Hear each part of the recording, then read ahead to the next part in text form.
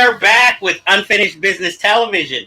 This episode, we're all talking about the movie reviews that we have seen recently. I am Jeff Galashaw at Unfinished B2 on Instagram, and with me, as always, is Mr. Andre Joseph of AJ Epics Productions. My girl wants to party all the time.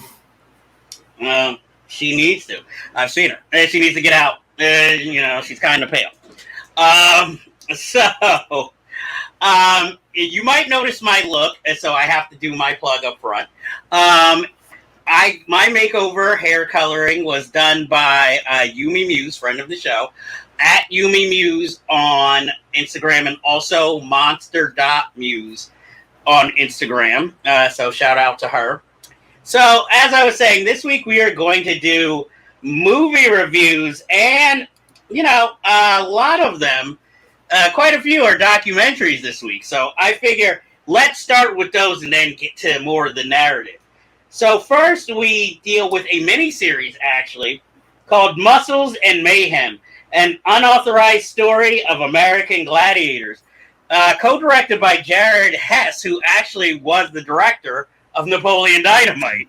So, this, in case you don't know, for the few of you out there, American Gladiators was this, sports competition show that used to come on television. It ruled the airwaves and syndication, where, supposedly two regular people would compete against each other, two males, two females, and they would have to face gladiators and all these different events, and finally at an obstacle course towards the end to determine who would be the winner. This takes a behind-the-scenes look at the series and its lasting legacy. And I will say, I was a huge fan when it came out. I wouldn't say huge fan, I was a fan, I liked watching it. And something they never referenced, but I remember specifically, in the first year, if you won, supposedly you were supposed to then become a gladiator. At least on one episode, they mentioned that. And in the documentary, they never mentioned it. It was like, no, everything was predestined. You were never going to get that. One of the big, shocks to me was find out Bobby Sixkiller was one of or the guy who played Bobby Sixkiller on Renegade, was one of the fight choreographers for the show. It's like, damn, this guy's career is amazing behind the scenes. Now, somebody needs to do a documentary on him, but I love the show. I remember I'll admit, I don't remember the newer Gladiator, but I remember the classic ones. I remember the one who was in Skin Deep. She was hot. I did not see the Playboy issue she was in. I remember Malibu and always wondered what happened to him. I always hated that guy with the ponytail when I used to watch the show. I can't remember his character's name, but I was like, I always hated that guy. His ego came through, and then find out he eventually got to host the show. But also, he's one of the few who actually wrote a book about this whole thing. Was it Laser or Turbo? I think it might have been Turbo. But I thoroughly enjoyed it. I watched it like that because I was so interested to see what happened, what was going on behind. I mean, it's not shocking to find out, big shock, they were on steroids? No way. But, just to find out how shitty they got treated was, really shocking. I mean, the show already didn't seem like it had the biggest budget in the world, but I remember all the merchandising, all the products that I thought they were doing, a lot better. And I still kind of want to see Turbo's movie that he made. So I really want to see that. But I would say, if you remember, it's a nice, nostalgic look back, finding out, the tragedy and the happiness of it. I mean, if they wanted to, this could be the next Glow series, if you wanted to dramatize it. But I really enjoyed it. What did you think, Andre? I really enjoyed it too. I was a American Gladiators fan as a kid. Me and my cousin used to watch that. I think it was on Saturday mornings or Sunday mornings on Fox. So after the cartoons played, then you would get wrestling and then you would get American Gladiators. And so like we were the kind of kids that we wanted to actually be on this show, you know, like I never got to go to the live shows that they would do in the arenas. I actually didn't know about that until I watched this documentary. So I thought that would have been cool to see. But with you, I was really shocked with how these guys were treated, you know, like all the merchandising and when the whole thing was really popular, they weren't making shit, you know, they were literally just getting scraps. And then when they tried to fight for that, then they just easily got replaced. That's how you ended up getting all these new gladiators all of a sudden. And you know, like I remember the action figures, I remember the Nintendo game, like it was all over the place, and these guys were getting nothing. It was just as bad as what was happening in wrestling then, and even sometimes still to this day.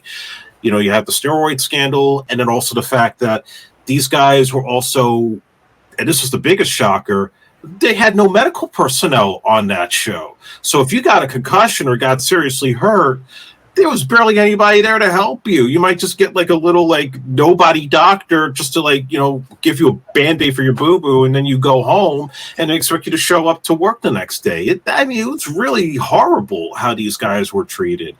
I think the only other shame about it is that they didn't talk about the Hulk Hogan version years later. Like they just only focused on the old gladiators. I would have liked to have had the entire history of the show, which I think the ESPN documentary may have done. I don't know if that ever came out, but I think that was a little larger in scope than just the original American Gladiator show. But overall, I thought this was excellent, covering the entire series, all the people that were involved, getting all the crazy stories with the parties and the hookups, and yes, the drug use, and the ones that were really like jerks in real life. So I think it was pretty well detailed in getting into the entire history of American Gladiators. I wish they would have like maybe interviewed the original like hosts for all those years. It's like they were totally left out. Well, Mike Adamle, I think he has like a brain issue because he had to step away from sports altogether. I remember he was a commentator for WWE for a while, and he was terrible at it because he couldn't get the names right. And I think that was attributed to some of the physiological, you know, basically the issues he was having with his brain that he had to step away. It's really sad. Well, that explains why he wasn't in it. Would you recommend it? Absolutely. Okay, as would I. So next, we look at Senior, the Bob Downey documentary on Robert Downey Sr.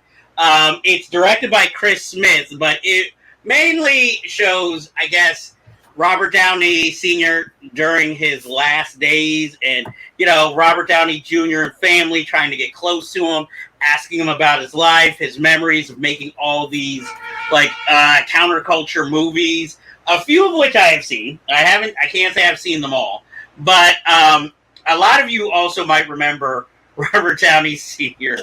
from his cameo in Boogie Nights as Dirk Diggler and John C. Reilly's character making their single, The Touch, which was eventually Transformers the movie. He's the record producer who tells them, oh, that's wifey, not an MP. Your problem, not my problem. He's also, you know, acted in bit roles in many other films. But I've always found, well, obviously I know of him through his son more than anything. But, you know, it's a very interesting documentary going through all his films. And, you know, because of this, I actually started watching some of his films that I hadn't seen. And, you know, it not only represents his life, but I think it also kind of shows kind of a old Hollywood history that is being erased or going away, of the experimental filmmaker who could still thrive and say something against a culture that you can't really do anymore because you can't find that sort of financing. And nobody's going to make a movie about like Jesus Christ in the Old West as a hipster, you know. anymore, or a film where the janitor takes over an advertising company and then makes it more truthful and African American centric, and then how it kind of also all the power that he gives by having other black executives, how it kind of ruins the company eventually. I don't know if I support that aspect of the movie, but it was something different and unexpected when you watch it. In this documentary, you see like his life, you see how some movies were semi-autobiographical, you see young Robert Downey Jr., how he got into acting through his father and his mother, his other relationships after the mother. And I think they deal very little with, when obviously Robert Downey Jr. had his drug problem and was going through that. And how he kind of grew up around like weed, alcohol, and open drug use. So, it's no shock that maybe when he got older, he started having problems with it. But I do remember seeing Hugo Pool with Alyssa Milano, which was one of Robert Downey Sr.'s movies. But I think it was like a touching, like Valentine to the man's life and career, if not doing an in-depth documentary, like film by film by film. So I liked it. And I liked it as well. In fact, I loved it. I've only seen Putney Swope in his filmography, and I loved that movie too. I think it was really revolutionary for that time. And in tying with that, his cameo in the Anthony Michael Hall movie Johnny Be Good, where he's like the secret recruiter or investigating all the recruiters that are trying to get Anthony Michael Hall to be signed to their college. And there's one scene they're in a drive-in theater, they're watching one of the ads from Putney Swope, and he goes on the radio, is like, this movie is shit. Yeah, there was so many things about it that really stood out. It was honest in terms of his life and his career, and about RDJ and his life and the drug use and turning his life around. I love some of those moments, like him going into the Manhattan and just going around and filming random different things and really explaining, that it's more interesting to shoot in New York than it is in LA, because LA, everything's been done. Whereas in New York, you can always find something random and interesting, and you never know what's going to happen. And he's 100% right about that. You can never get a bad shot anywhere when you're filming in New York City. And also, I love the story about Up the Academy, where they threatened to take away Final Cut from him, and he goes and says, "Oh, I don't give a shit about that. Just give me a final cut of that cocaine." That was freaking hilarious. And just seeing him like work with the director, like on his version of the documentary simultaneously as it's playing, I thought was really like avant-garde and pretty much a testament to how he is. Being still, even in his dying days, he's still that guy. He's still that artist. And the way it was all handled and the way RDJ handled it, especially once he passed away, this was definitely one of the best documentaries I saw. I definitely got misty-eyed at the end, watching him sit down with his dad, where like he doesn't even know it's him because his brain is starting to go, but yet he's still being able to communicate and bring his son to go and talk to him. This was wonderful. I certainly recommend it. But you have to have like a tough stomach for it, since it is such a tearjerker at the end. But if you love his work and you love Robert Downey Jr., I highly recommend it. Yeah, I think this is going to be something more for the devoted film fan, or anybody who just wants to watch a documentary about somebody, looking back at their life and, their highs and their lows and being brutally honest. And what I find funny about that story is that Anthony Michael Hall is the one who got Robert Downey Jr. on Johnny Be Good, and then now his father is coming along for the ride.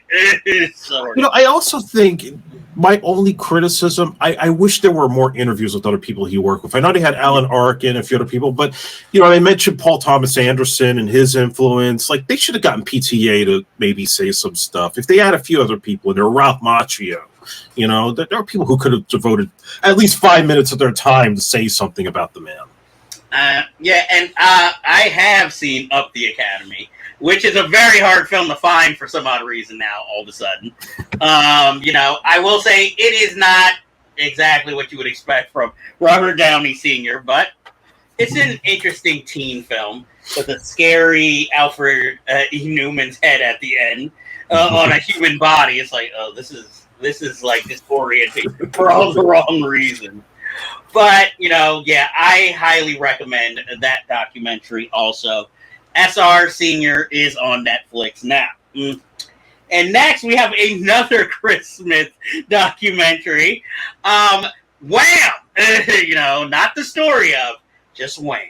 This one is done a little bit differently because it's all through footage and we hear like interviews. Obviously, since George Michael has passed, that these are from past interviews. But his and Andrew Ridgeley's like interviews, they're seamless. You can barely tell like if they were pre-recorded or anything.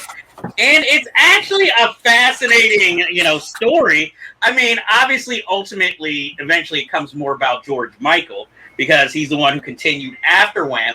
But at least as far as the documentary shows, at least Andrew Ridgeley wasn't like upset when it was like he's going off into fame and he's just deciding to end this chapter of his life because, like he said, he needed Wham for him to get to where he eventually became. And it's not like he was using Andrew Ridgeley like, oh, I'm just using you till I get fame. It was something they went through together, but George Michael had more longevity and interest in, what he was doing than Andrew Ridgeley did. And, I thought it was touching, like how they handled when he came out to being gay at 19 to him. And, even had a weirdly abrupt George Michael's father even admitting, like, I didn't think he was that talented. Like, damn. And I like that since it's a documentary about Wham, it stays within the vicinity of Wham. Like, doesn't talk about George Michael's solo career after. There's enough documentaries on that. But, it's sort of like watching a friendship come together, great success, and then, unfortunately, growing apart. So that it's almost kind of like a love story in of itself. And, realizing, they're, of course, most famous for Wake Me Up Before You Go, and Careless Whisper. But then hearing the other songs, like, yo, these were bangers. I mean, their stage and dancing shows, well, yeah, that's purely 80s. But it's like, they were trying, though, I guess through a modern lens, how no one realized George Michael was gay back then. With the shirt off, all the leather, the short outfits, it was just like, yeah. So, but I really enjoyed the documentary. I'm not going to say loved it, but I really liked it, It could have been like a VH1 documentary, only like more engaging. It kind of reminded me of the Amy Winehouse one with them just doing it through footage and interviews. So I really recommend this, and I really enjoyed it. Yeah, I enjoyed it too. A lot of things about Wham I didn't know about. No surprises about, how he came out and keeping it a secret. Obviously, the stories behind the songs were also very fascinating. Hearing the original version of Careless Whisper, which I actually prefer. Believe it or not, I like the Jerry Wexler version because it has more like a smoky jazz kind of sound. But I can understand why they didn't go with it. They felt like there was something missing there, and we have the classic version that we all grew up with. But no, both versions are fantastic in my opinion. And yeah, like I was actually kind of shocked that it ended so abruptly because it didn't go into George Michael's solo career. But it made sense. It's about the band, and it's about, I would say, more Andrew Ridgeley than George, because it showed that as they got over, that Andrew was kind of getting a little uncomfortable with the spot. Like he only wanted to go so far, and then George just like hit 11, and all of a sudden, like he's on the level of Michael and Prince, and like he just was happy to stay behind, still supporting him. That was kind of touching to see that. So, yeah, I mean, the songs are great. Everything She Wants is one of my favorites of them. I'm not really into Wake Me Before You Go. That's just maybe a little too, I hate to say fruity, but Yeah, a little too much for that. But I love Careless Whisper. I love some of the other stuff that they did, and I had fun. I recommend it. What I guess the thing that surprised me, I didn't know that George wrote most of the songs. Yeah, no, he was a hell of a songwriter. But I actually thought a black guy wrote Careless Whisper.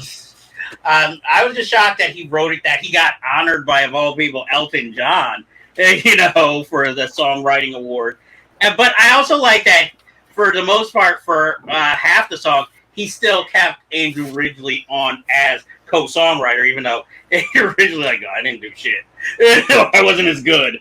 And so, I feel like, that's like, as we talk about the strike, that's where he's getting his residuals now off of, if anything, I'm sure, even though there are tons of George Michael documents, I'm waiting for one like this, the ultimate one that brings it all together, but I definitely highly recommend this movie, and definitely check it out. It's more than just a puff piece that, since it's on Netflix, some might believe it to be. So now we're going to get into our narrative movies, and first up, we are going to review They Cloned Tyrone, starring John Boyega, Tiana Paris, and Jamie Foxx, directed by Jewel Taylor, and co-written by him. It's a story of a pimp, a prostitute, and a drug dealer who slowly start to discover that all is not right in their neighborhood, especially when title character Tyrone is killed, and everybody saw him get killed, but yet he comes back and acts like nothing happened. And then slowly they get to the heart of, what is really going on and who's behind it. And this is a very strange movie because, it has all these blaxploitation stereotypes as, the main characters, which they eventually explain. But it's interesting that this is supposed to be a comedy. John Boyega plays it as a drama. And Jamie Foxx and Tiana Paris seem to be the only people out of the main cast who kind of realize that this is a comedy. And I have to say, Jamie Foxx walks away with this movie. Yeah. He has the strongest performance throughout in playing caricature, but he can also play the dramatic moments when it's needed. Tiana Paris, I don't know, this kind of reminds me a little of her Chirac performance in a way. So, it was like, this feels familiar. I mean, towards the end when she takes off the wig, that was the most shocking moment in the movie for me. And the big right-hand man role, Kiefer Sutherland. Where the fuck did that come from? And no offense, but he's getting up there. Yeah. It's like, I know the voice, but that's him? He got aged. This isn't, that President show he was on. This is Dirty Hillbilly Kiefer Sutherland looking. But like I said, it has weird tones, because one minute it'll be a comedy, one minute it'll be seriously dramatic, then another it'll be a drama. This, to me, was like Black Dynamite, the sci-fi version. That's what it reminded me of, because it kind of has that kind of outline, but then sprinkle in a little Undercover Brother, too, into it, But ultimately, I would give it a thumbs up. I liked it. I would recommend it. I wouldn't highly recommend it, but I enjoyed it for what it was. What did you think? Yeah, I think this movie is a combination of a Spike Lee movie, a Phil K. Dick novel, and Edge of Tomorrow. That's what I would sum it up to be. At first, with the blaxploitation front, I actually thought the movie was set in the 70s, and then it took me like a moment before I realized, oh no, this is like a futuristic type of setup with these 70s stereotypes. And I'm with you. I think Jamie Foxx steals it. John Boyega tries too hard to be hard, and sometimes it works and sometimes it doesn't. Tiana Paris is very good. I was shocked about Kiefer Sutherland, but it makes sense. I mean, he does play good villains once in a while. And Yeah, I kind of liked the twist and finding out what they were really doing, and how they were using all these ads and things to try to influence black people. And I mean, it was kind of a typical of that type of movie, but it kind of works for what they were doing, especially the part where they're all eating the fried chicken. Everybody starts laughing like maniacal, and then they realize they're being possessed. That was really interesting. And I loved the way it was shot. I loved that it had like that grainy 1970s cinematic feel. And which, the filters. Yeah, which the show Winning Time does really well to kind of capture that vintage period. So that was something that also stood out to me. And yeah, I recommend it. I don't think it's fantastic. I don't think it's like the greatest thing I've ever seen, but definitely one of the better Netflix movies I've watched all year. I agree. I totally agree. I think the big tip off something was going on is like even Jamie Foxx knows is that throughout this movie so far, John Boyega's character has like been unsmiling, so serious, and now here he is laughing and being goofy. And just watching John Boyega as an actor is like, I ain't never seen him do that. Not even in the Star Wars movies was he that like happy, So I'm just like. I think maybe that's why sometimes he gets compared to Denzel Washington, because Denzel is not a man known for comedy. No. Or being lighthearted in movies. So they have that same kind of serious demeanor. Unless you watch Heart Condition, which he fired his agent after that. As he should. I saw that in theaters. That is definitely probably a deep dive waiting to happen. Hey, it had Bob Hoskins, it had Denzel. How could you miss? Somebody found a way for it to miss. Yeah. And so, anyway, getting back to but I will say I have always been a John Boyega fan from the beginning. I saw, Attack the Block in theaters, so always been rooting for him since that film. So, like I said, I had higher hopes for this movie, but I was pleased or satisfied by what I got. So. Next, the next two films will be action extravaganza. So let's go with, since we've been on this Netflix kick, let's go with another film. Netflix put out Extraction 2. Yes, the sequel to Extraction, which brings back my man, Chris Hemsworth, who I'm starting to like, mainly because of these movies and the last few Thor movies. Directed again by Sam Hargrove, again written by the Russo brothers. This time, though, they give... this is what I liked about this film. I mean, I love the first one, and I love this one, because it's pretty much more of the same, but at least they give other people time to shine in this action. It's not just, Chris Hemsworth doing everything. This time he has Goldshippeth, I don't know how to say her name correctly, but who was his handler in the first film. She's in on the action with him, with her brother, who we've never seen before in a film. And again, he's on, after we see him damn near paralyzed after the events of the first film, he heals, he goes back in to save a Russian woman from this whole Russian mob family. And of course, again, the kid's a dick, who kind of sells them out. Who he has to drag his whole family through all of this, and there's more inventive actions. They go up against a fucking helicopter. There's the train sequence. There's all these shootouts in the streets. Again, I love the prison yard sequence, all that action, where he even actually gets knocked out for a minute, and everybody else has to handle the action, and then he comes back, and it seems like it's all point of view.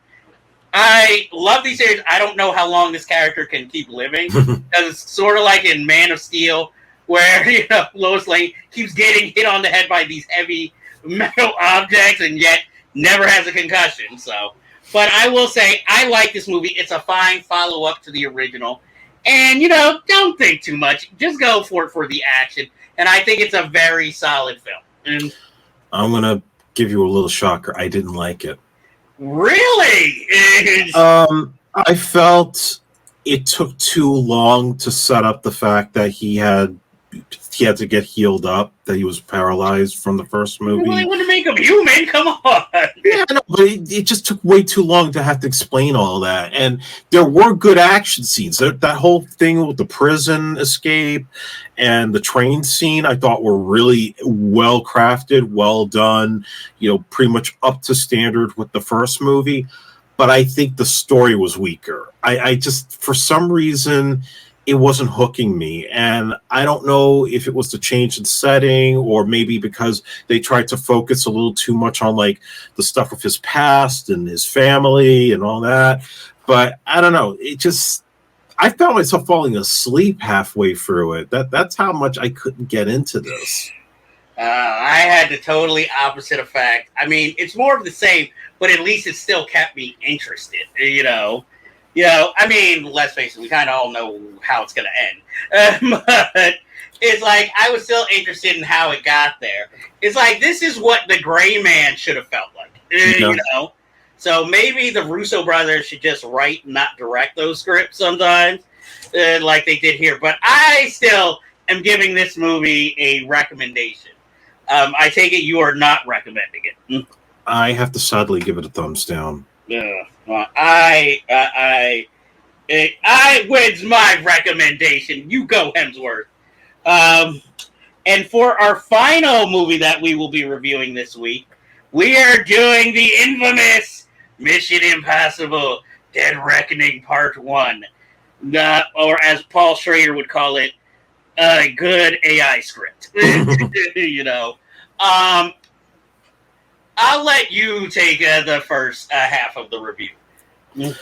So with this installment, you have Tom Cruise's Ethan Hunt. He's assigned to find the source of this AI thing called the Entity, because it's supposed to take control of all technology around the world, especially nukes.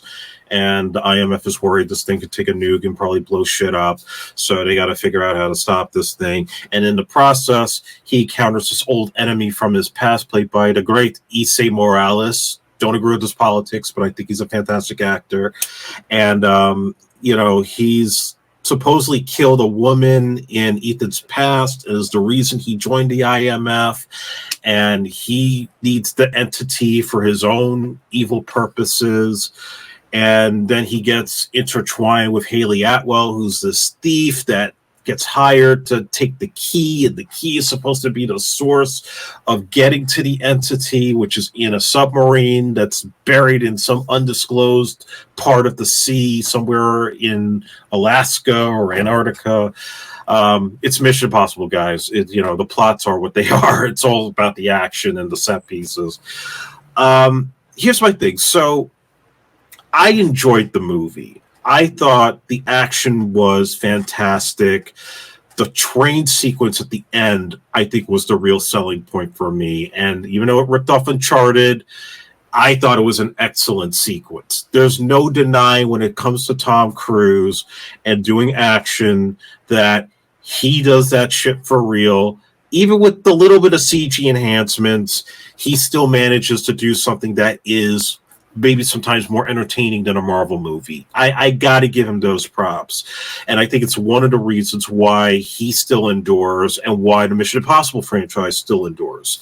So on that front, I do recommend it. I do think it's entertaining. And I am kind of excited to see what they do in the second one.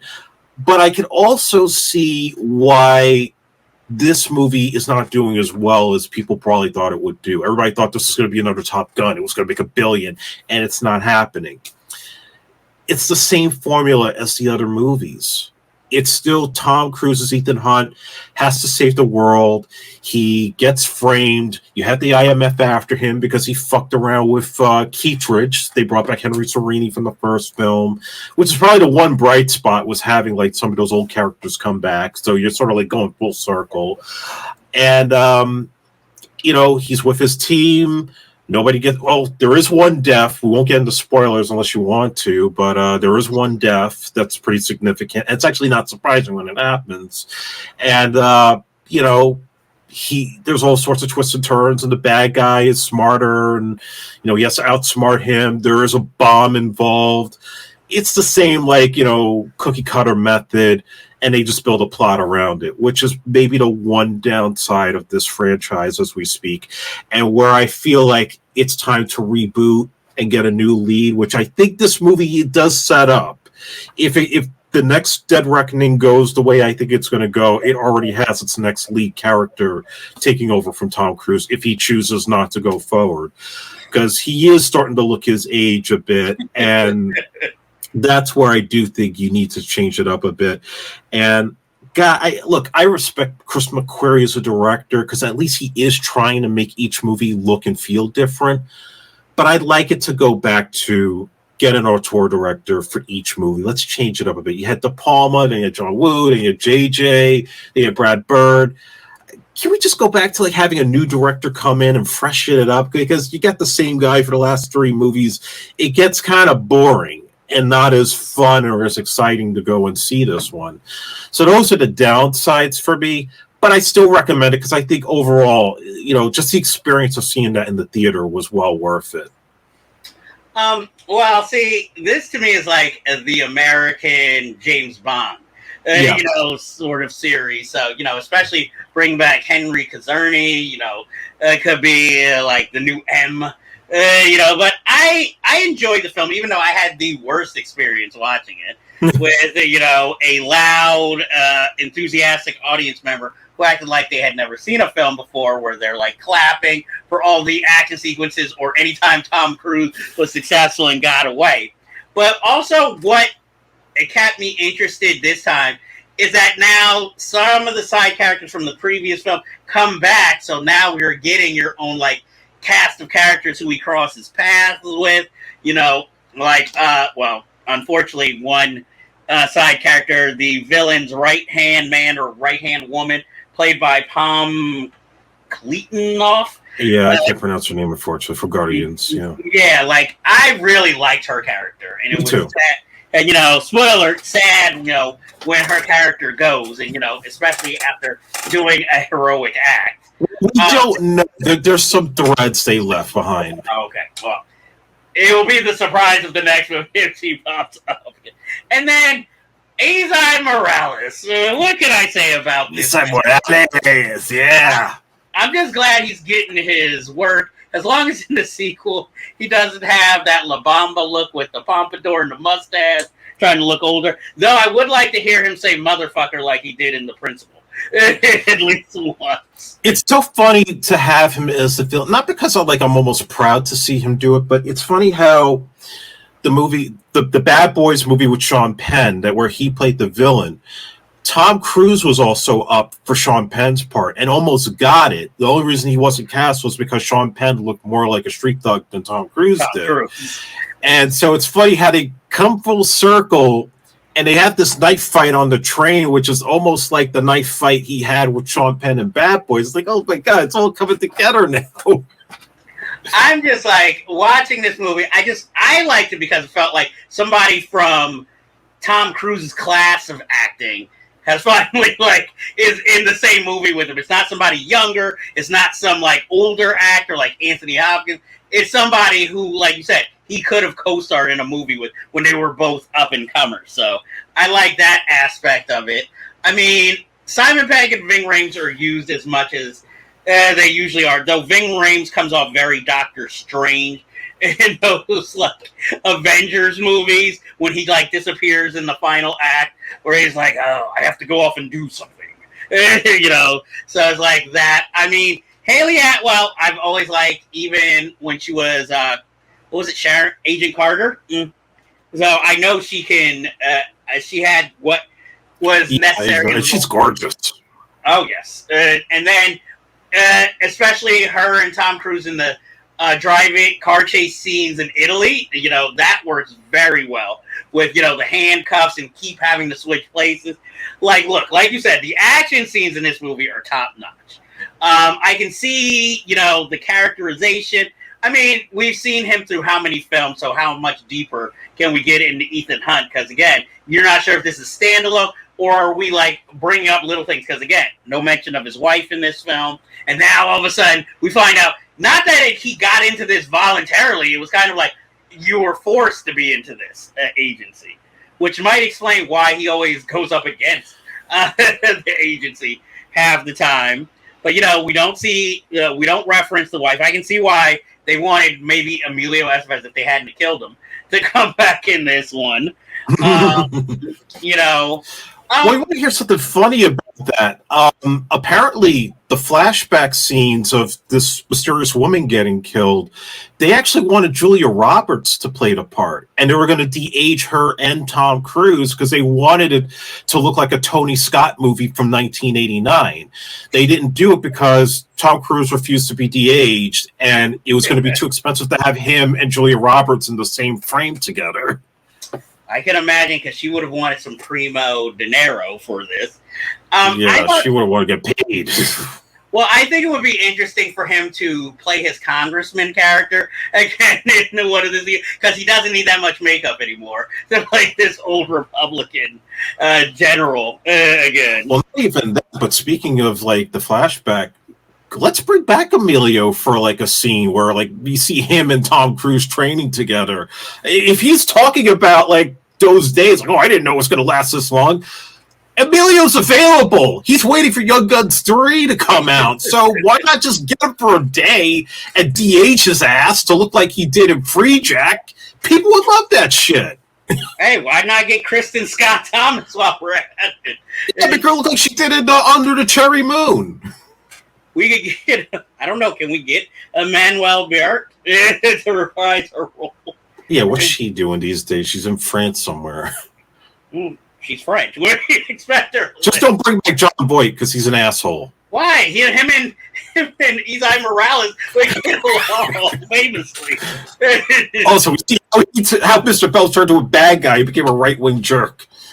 Why not? Hey, bring in Dreyfus. We're at it. As the big bad, No, he should be the president.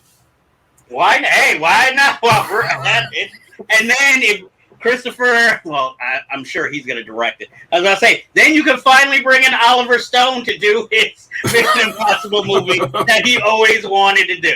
Yeah. And there is one director who I really wish they would have stuck with. When Joe Carnahan was supposed to direct one of them, I would have really liked to have seen that movie. I would like to see that, but before him, they wanted David Fincher for Mission Impossible 3, but because he wanted control and Tom Cruise said no, he's like, no, I'm not doing this shit. That would be a very dark sequel. It would have been different. I mean, that's where Carnahan was going. He was going to go dark, and Tom was like, no, I got to do my stunts. Well, see, to me, the stunt work didn't really become obvious until Brad Bird's movies. That's when it was like, oh, yeah, this is nothing but stunts. But I think that was one of the better ones where you have to climb up the building in Abu Dhabi and he has to drive through the desert. I mean, that stuff was really exciting to watch on a big screen. Whereas here, he does the big motorcycle stunt, which, yeah, looks great until you have to cut around the fact that he has to go on a parachute and then hit the train. Like, then it kind of kills the whole stunt for me. Well, my thing is, I just wish they would have stuck to, like the Bond, each film having, like, I guess a current pop star do a theme song for the movie. Yeah, that's another thing that they're missing. They kind of stopped. I thought Eminem was doing a song for the fourth one, but yeah, they didn't do it after that. After Kanye with 3, or Yee did 3. Yes, with, what was it? Impossible. Which was Keeps It Cold. But I'll say this, the Limp Bizkit one, that was playing all summer when that came out. Oh, and it is so bad. That's why I don't like the second movie. Out of all of them, that's the one I don't like the most. I've been so excited for 2. Me and my cousin were like, they're going to do bullet time in this one. Oh, man. I should have known as soon as Dougray Scott was the villain. This ain't going to be the movie you want. Well, they overdid it with the face masks because John Woo came off Face Off. It's like, we're going to do the mask thing. Everybody's going to take their faces off. Like, no, John, you're better than this. Well, that was such a big component of the first film. He's like, why not? And it's more of a romantic film, too. Because he's like, I only need Tandy Newton to help me do this. But then, we have all these love-making scenes and all. They're in Spain and all this flirtation. That one was more of a Bond film than a Mission Impossible out of all of them. I'm like, there's a reason John Woo hasn't worked in America since. Sadly. Yeah, I'm like, that movie was that was bad. But I mean, I would definitely recommend this movie, especially if you're like an action adventure fan or a fan of the franchise in general. Yeah, me too. So that ends this week's business. But as you know, we always have unfinished business. So I ask, have you seen Biozombie? If not, why not? Because it's fucking awesome. Andre, this time, do you have a recommendation? Yes. Have you seen the movie No Way Out with Kevin Costner? If not, why not? Because it's fucking awesome. And with that, we bid you adieu for this week.